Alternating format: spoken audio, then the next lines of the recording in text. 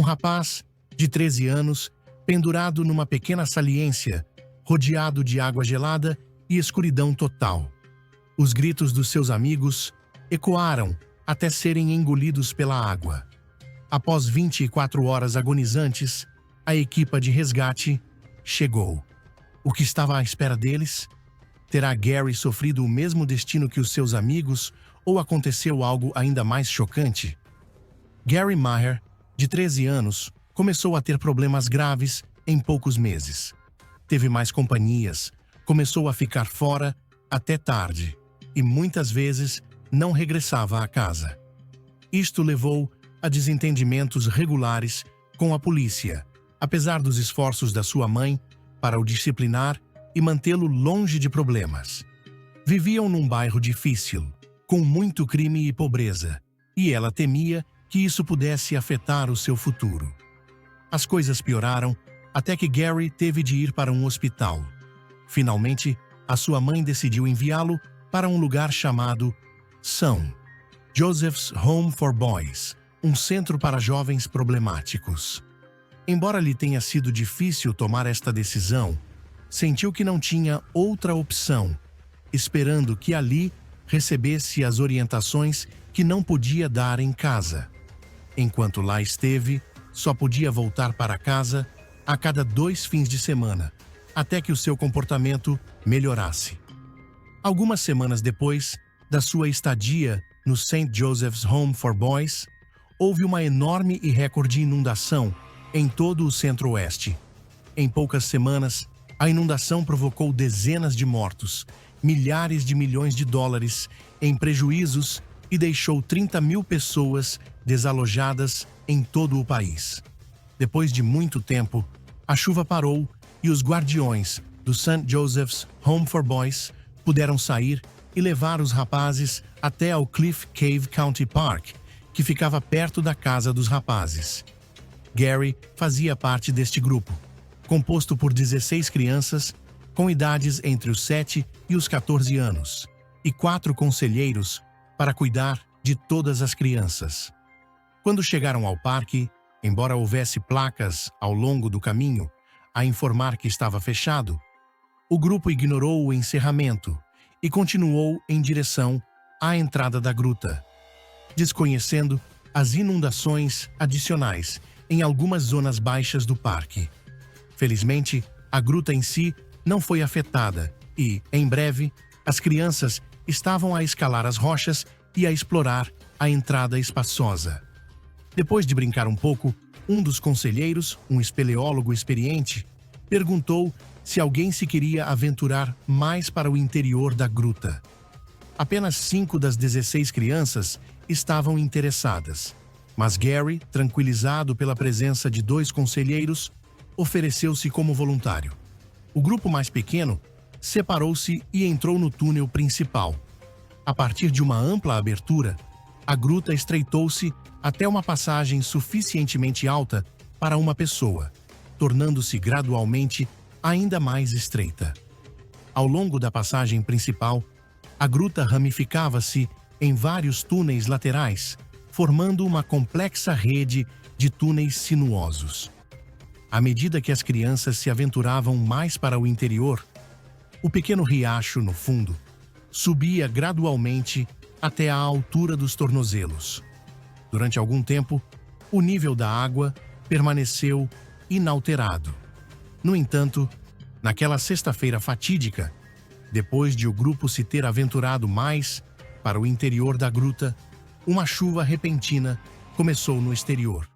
Inicialmente, apenas repararam na água, a subir ligeiramente à volta das suas pernas. Mas depressa, a água estava a escorrer do teto e a escorrer pelas paredes, criando literalmente cascatas ao longo dos corredores. As crianças gritaram e o grupo começou a correr em direção à saída. Mas uma parede de água, com 1,5 metros de altura, passou por cima dos seus pés e levou-os de volta para a escuridão. Todos lutaram para manter a cabeça acima da água, enquanto a corrente os carregava impotentes e os batia contra as paredes. Fora da gruta, o céu tinha se aberto como nas semanas anteriores, e depressa a boca da gruta estava cheia de água. Incrivelmente, depois de todas as inundações e chuvas das últimas semanas, e apesar de todos os danos causados, ainda havia mais água. O solo estava completamente saturado, sem capacidade de absorver mais, e a água escorria colina abaixo, enchendo buracos e sumidouros que cobriam a área. Infelizmente, isto significou que a gruta encheu muito mais rápido do que o normal. O grupo fora da gruta viu a rapidez com que a água escoava na área e subiu para um terreno mais elevado. Assim que ficaram em segurança, ligaram para o 911 dos seus caminhões. A chuva começou por volta da 1h45 e apenas 15 minutos depois, uma cheia repentina passou pela zona. Essa foi a única coisa que o manteve calmo e lhe deu presença de espírito para se agarrar às paredes, ao teto ou a qualquer outra coisa. Foi então que conseguiu encontrar uma pequena fenda à qual se agarrou, levantando o rosto da água e erguendo-o em direção ao teto enquanto se agarrava desesperadamente. Ouviu uma das outras crianças gritar que ele era demasiado novo para morrer. Gary ficou aterrorizado, sabendo que não havia forma de os ajudar. Não muito depois, os gritos pararam. Nessas primeiras horas, agarrou-se à parede para ficar fora de água e subiu lentamente enquanto a água recuava. Terrivelmente, sentia coisas a colidir com ele na escuridão e sabia que eram os corpos dos seus amigos mortos a flutuar na água. Durante as 20 horas seguintes, Gary agarrou-se à saliência estreita, no escuro. A certa altura, ouviu equipas de resgate próximas e viu a lanterna distante. Gritou desesperadamente por socorro, mas a água corrente abafou-lhe a voz. O desespero apoderou-se dele quando as luzes se apagaram e as vozes ficaram distantes. Então, depois de uma noite longa e gelada, voltou a ouvi-los. Os seus salvadores haviam retornado. Depois desta provação, a mãe de Gary insistiu para que ele regressasse à casa. Não suportava a ideia de quase o perder e já não se sentia segura com ele no St. Joseph's Home for Boys. Foi um erro trágico entrar em Cliff Cave naquele dia. Alguém no parque terá alegadamente avisado sobre a chuva iminente, mas entraram na mesma, resultando na perda de 6 vidas. Em 30 minutos, a equipa de resgate chegou à gruta, enquanto o outro grupo aguardava ansiosamente nos seus caminhões. Tragicamente, ao longo do percurso de acesso, junto à entrada da gruta, foram descobertos 3 corpos emaranhados em árvores, rodeados de detritos e ramos transportados pelas cheias. Esta descoberta sombria deixou apenas 4 outros desaparecidos dentro da caverna do penhasco, e qualquer esperança de os encontrar vivos foi frustrada.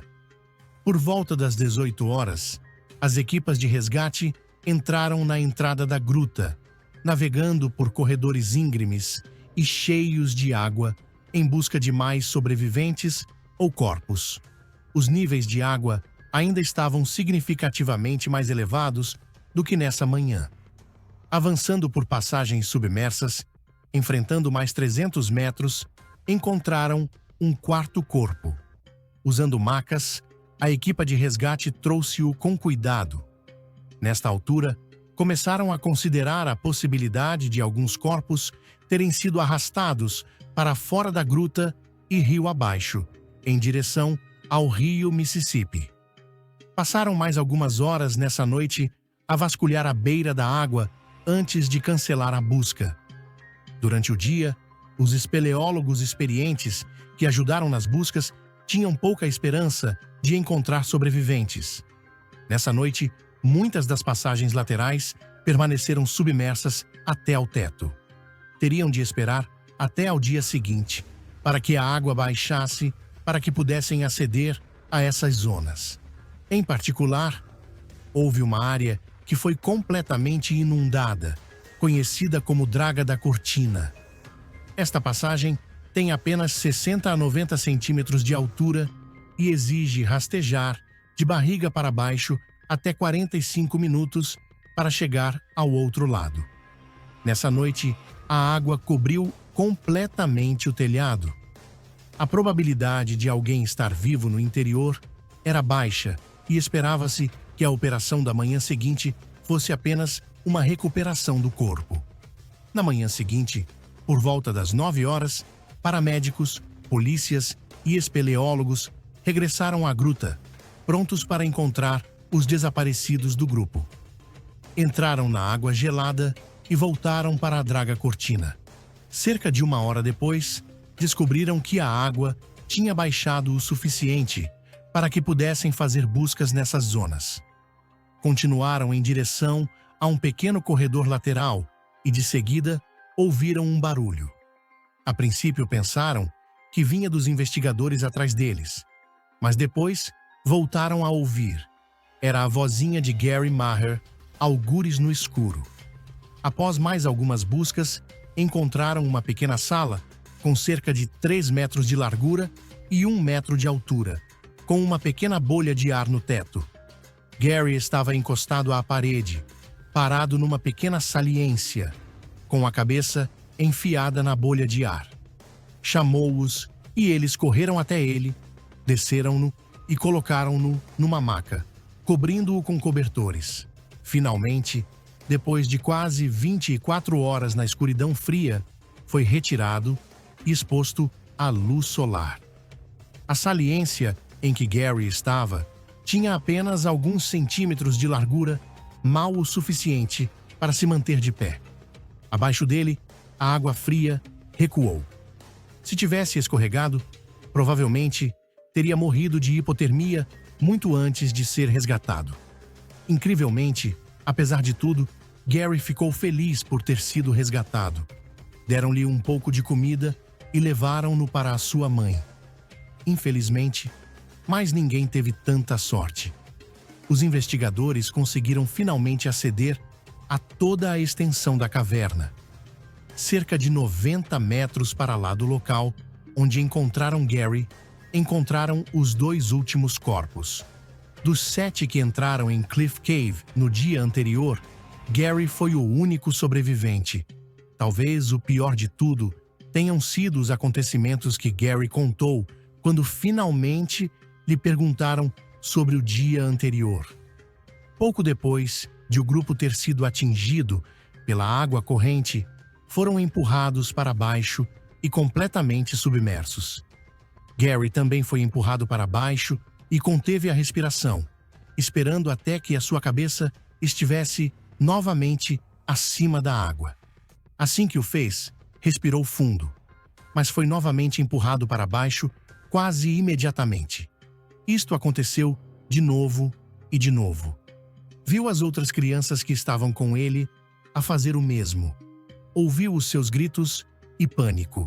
Recordou que a sua irmã, que era nadadora salvadora, lhe tinha dito para tentar manter a calma, caso se encontrasse numa situação em que estivesse prestes a afogar-se